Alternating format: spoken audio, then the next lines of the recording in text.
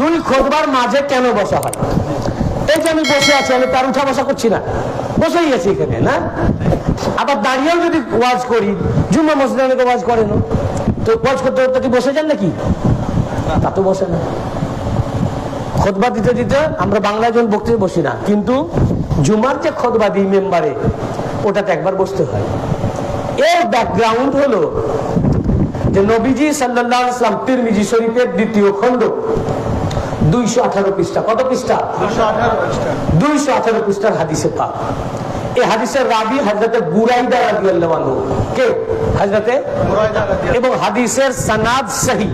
ইমাম তিরমিজি বলেছেন হাজা হাদিসুন হাসানুন সহিহুন, এই হাদিস হাসান এবং হাদিস সহিহ। রাসূল পাক সাল্লাল্লাহু আলাইহি ওয়াসাল্লাম একদিন খুতবা দিচ্ছিলেন। আবু বুরাইদা রাদিয়াল্লাহু বলেন খাতাবান নবী সাল্লাল্লাহু আলাইহি ওয়াসাল্লাম আলাল মিম্বার, মিম্বার শরীফের উপর দাঁড়িয়ে খুতবা দিচ্ছিলেন। এমন সময় তিনি দেখলেন ইমাম হাসান আর ইমাম হুসাইন আলাইহিস সালাম, দুই বাচ্চা, দুজনে লাল রঙের জামা পরে হেঁটে চলে আসছেন, বুঝলেন না? দুজনের লাল কাপড়, আর দুজনেই একদম শিশু, মানে সবে মাত্র হাঁটা শিখেছেন। দুজনের হাত ধরে আসছেন, আর দুজনের পা টলমল করছে, মানে পড়ে যেতে পারে, এত বয়স কম যে পড়ে যেতে পারেন, পা কাঁপতেছেন, ইয়াসুরানে তাদের পা কাঁপছে, টলমল করছে। আল্লাহ রাসূল সাল্লাল্লাহু আলাইহি ওয়াসাল্লাম ফাল নাজালা রাসূলুল্লাহ সাল্লাল্লাহু আলাইহি ওয়াসাল্লাম মিনাল মিম্বার, আল্লাহ রাসূল সাল্লাল্লাহু আলাইহি ওয়াসাল্লাম সঙ্গে সঙ্গে খুতবা বন্ধ করে দিলেন। বন্ধ করে মেম্বার থেকে নেমে খুতবা দিতে দিতে খুতবা স্টপ করে দিয়ে মেম্বার থেকে নেমে কাতার ভেদ করে মসজিদ থেকে বেরিয়ে চলে গেলেন। ওনার যেই চোখে পড়েছে দুই বাচ্চা হাসান হুসাইন টলতে টলতে আসছেন, পা কাঁপছে, পড়ে যেতে পারে, উনি গিয়ে ফাহামালাহুমা ওয়া ওয়াদাআহুমা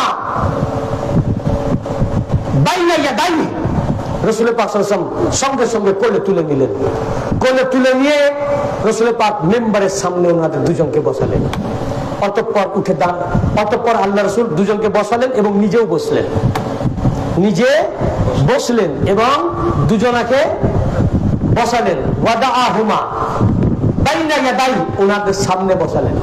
দুজনকে বসানোর পর আল্লাহর নবী ফের উঠে দাঁড়ালেন, দাঁড়িয়ে বললেন যে আমি দুই শাহজাদাকে হেঁটে আসতে দেখছিলাম, হেঁটে আসতে দেখে ফালাম আসবির মাই সাবার না কর সকা, আমি সহ্য করতে পারলাম না, ফাকাতাতু হাদিসি নাজারা মিনাল মিম্বার, নিজে বলে আমি আমার বক্তব্যকে বন্ধ করে দিলাম, ফাকাতাতু হাদিসি, আমি আমার খুতবাকে স্টপ করে দিলাম, নাজারা মিনাল মিম্বার, এমনকি আমি মেম্বার থেকে নেমে চলে গেলাম।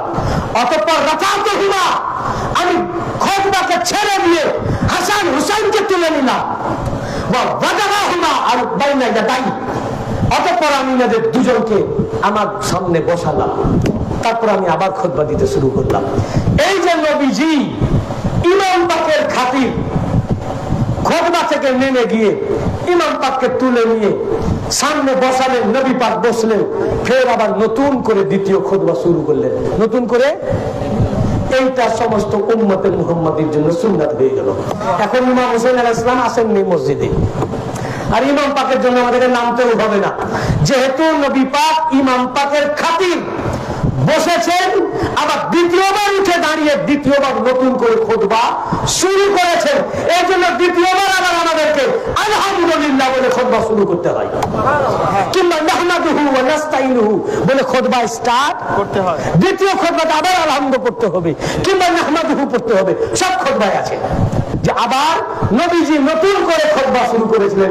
এই ইমাম হাসান ও হুসাইন আলাইহিস সালামের সুন্নাত উনার জন্য করেছিলেন, এটা আমাদের জন্য কিয়ামত পর্যন্ত উম্মতে মুহাম্মাদীর সুন্নাত হয়ে গেল। বুঝতে পেরেছেন ভাই? আমরা খুতবার মধ্যে ইমাম পাকের ইয়াদগার পালন করি, জুম্মা থেকে বেরিয়ে এসে নামাজের মধ্যে করি, নামাজে করি না? নামাজ হওয়ার পরে কি পড়েন? দরুদ শরীফ। দরুদ না পড়লে নামাজ হবে? কি দরুদ পড়েন? আল্লাহুম্মা সাল্লি আলা, বলুন, মুহাম্মাদ ওয়া আলা আলে মুহাম্মাদ। আল্লাহ দরুদ পৌঁছাও মুহাম্মাদের উপর এবং মুহাম্মাদের বংশধর।